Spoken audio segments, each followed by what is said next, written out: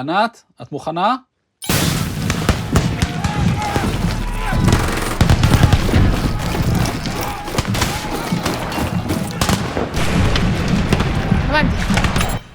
הבנתי.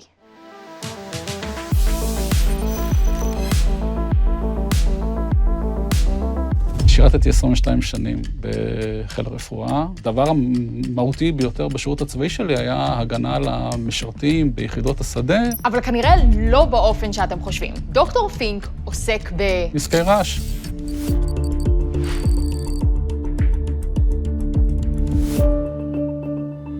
ירד לי אסימון, ככה במבצע צוק איתן, שבעקבותיו ראינו שיש לנו המון חיילים ששמיעתם נפגעה, ואנחנו צריכים להתחיל מזה שחייל יוצא לאימון או ללחימה, לקרב, הוא ממוגן. לכולנו ברור שבקרב אנחנו חייבים לשמור על ראיית הלוחמים חדה ומדויקת ככל האפשר, אבל זה הרבה פחות ברור לנו כשזה מגיע לחוש השמיעה בקרב. בשדה הקרב הלוחם חשוף לתדרים בכל מגוון הספקטרום, החל מתדרים נמוכים ובינוניים שמתארים את תחום תדרי הדיבור, וכלה בתדרים יותר גבוהים שמאפיינים רעש של אמצעי לחימה. אז אנחנו חייבים להגן על הלוחמים בקרב, לספק להם הגנה מפני נזקי רעש, אבל עלייה וקוץ בה. אם נגן יותר מדי לשמיעה, זה יפגע להם ביכולת לשמוע את מה שאנחנו רוצים שהם ישמעו כלוחמים. כולנו מכירים אטמים. הנה, זה האטם הכי פשוט שכנראה לכולנו יצא להשתמש בו. הוא מצוין בהפחתת רעשים, אבל זהו, הוא לא מאפשר למשל להבין דיבור, וזה לא הספיק לבעיה של דוקטור פינק. אנחנו רצינו מחד ליהנות מהיתרונות של הפחתת הרעש, אבל מצד שני רצינו משהו יותר מתוחכם, שיאפשר לנו לשמוע רכשים מסוימים. רגע, אין אוזניות בלוטוס אבל שעושות את זה? יש. הן גם מאוד יעילות. בהיבטים של ביטחון מידע, אנחנו חוששים שתהיה זליגה של מידע, או שהאויב יצליח לצוטט לנאמר ברשת. אז המשימה של דוקטור פינק הייתה לייצר אטמים מתוחכמים שגם חוסמים רעשים וגם מאפשרים לשמוע צלילים אחרים, ושכל האטם הזה יעלה רק שקלים בודדים כדי שאפשר יהיה לחלק אותו לאלפי חיילים. אוקיי, אלו אטמי אוזניים שפיתחנו לאחר צוק איתן.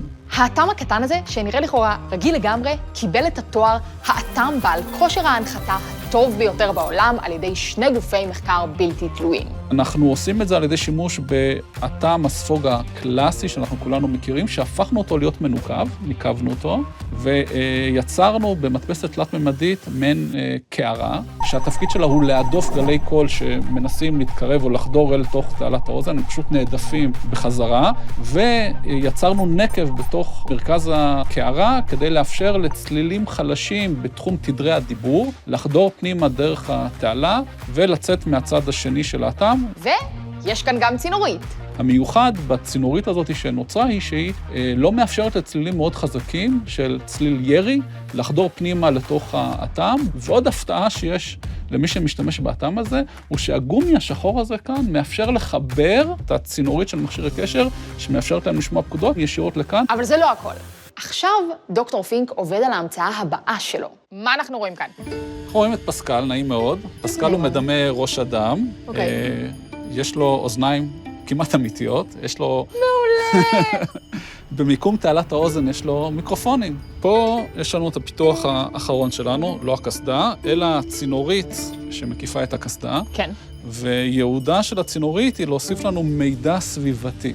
אז אנחנו חשבנו שאם אנחנו נעטוף את הקסדה בצינורית ונבצע בה נקבים, במרחקים שאנחנו קובעים, אלה מרחקים שמאפשרים לנו לשמוע טוב יותר את התדרים שמאפיינים את הדיבור. וזה מגיע ישירות אל אור התוף דרך האטם. השימוש באביזרים למיגון שמיעה, כמו שאנחנו מפתחים כאן, הם לא רק לסביבה הצבאית, אלא גם לסביבה האזרחית, לעולם התעסוקה, להגן על העובד שעובד ברעש מזיק, אבל לא רק להגן עליו מפני נזקי רעש, אלא גם לאפשר לו, כמו ללוחם, לשמוע רכשים שהם מאוד מאוד חשובים, כמו שמדברים אליו, אומרים לו דברים, קוראים לו מאחורי גבו, או שהוא צריך להיות מודע למלגזה שנוסעת לאחור. כל אלה חייבים להיות משולבים בשיקולים שאנחנו מפעילים, כשאנחנו מתאימים אביזרים למיגון שמיעה גם לעובד. אנחנו לא רגילים לחשוב על האוזניים שלנו בתור החוש הכי משמעותי שלנו. בניגוד לעטלפים או לדולפינים, האוזן היא עוד חוש שדי טוב שיש. אבל דוקטור פינק מנסה לשנות את המצב,